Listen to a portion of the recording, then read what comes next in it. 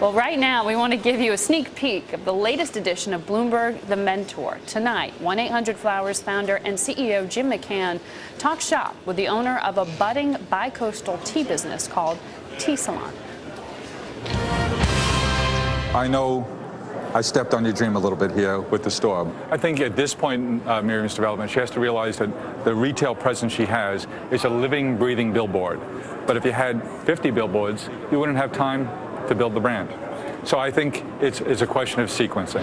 And I think stores, as much as I'm a retailer, and we both started with retail. I know, we love our retail. But in terms of sequencing, stores aren't stores.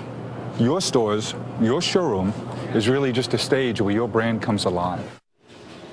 Jim McCann joins us now live. Welcome to In Business. Great to be here, Margaret. I watched The Mentor last night. I was impressed. So you got to see it before I did, huh? I got a sneak peek because I wanted to know, just what you worked on in particular with Miriam. And it was interesting, that clip we showed, it's a key point in her story because you were advising her not only on a location that perhaps you didn't agree with, but the approach to a retail space. And you just said there sequencing was a big part of expanding a brand. You also said, make every noise you make louder because the lines between the customer and staff are blurring. You're talking about presenting a business in a very key way. I mean, what is it that you've learned along the way?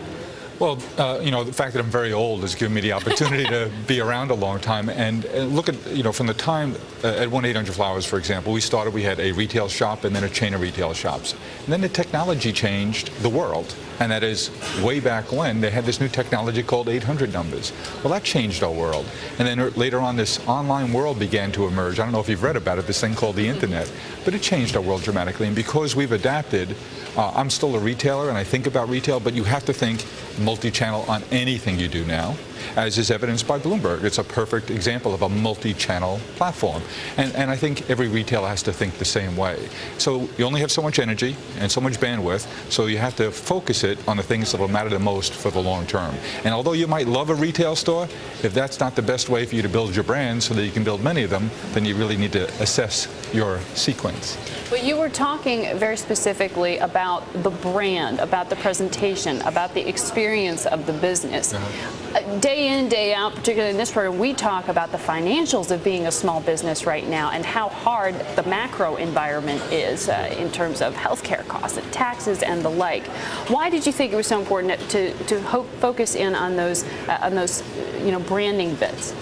I think for that very reason, Margaret, all the things you point out in terms of how difficult it is, try and make it as easy as you can by realizing the world has changed and your opportunities for advancement are going to be very different today than they were some time ago. So the internet clearly is impacting every aspect of our lives. And if you want to be a retailer and build a brand, not only are there challenges, but the new tools give you new opportunities. So there's an opportunity to be less expensive in building your brand. And what Miriam is focusing on and needs to focus on is developing a community of people who are interested in her and her brand and help it come alive. So it's a lot less expensive if you're fortunate and focused to build a brand than it would be in the traditional media world. Now talk to me about what you're doing with your business in this world these days. With the quarter past, sales were under pressure here. What kind of discretionary spending are you seeing right now? Well, I think the good news is that a year ago, certainly 2 years ago, people were concerned that the world might come to an end financially.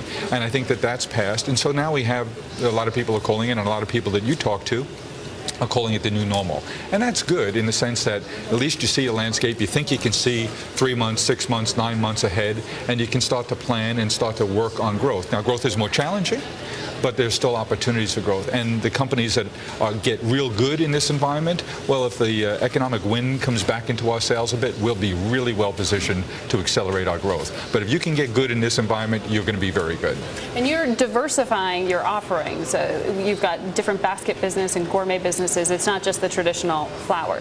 Well, what we're trying to be is the traditional flower and gift shop.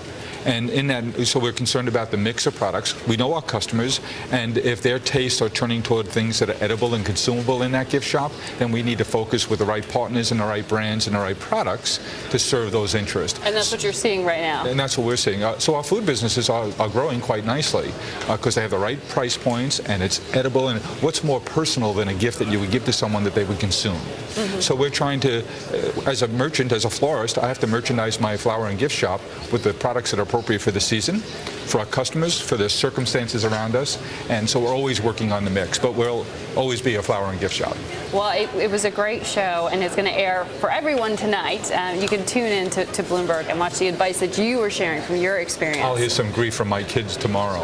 No, you were great, and such a colorful, such a colorful character herself. Oh yeah, she is an interesting person. She makes for good TV. She makes for good conversation when you can get a word in. Well, we can she's a lovely person. I hope she's a great success. Well, you gave her some good advice in those partnerships with Vivian Tam and the like. We'll see how they play out. I learned as much as I hope I gave out. All right, thank you, Jim. You can watch that tonight, The Mentor, right here on Bloomberg.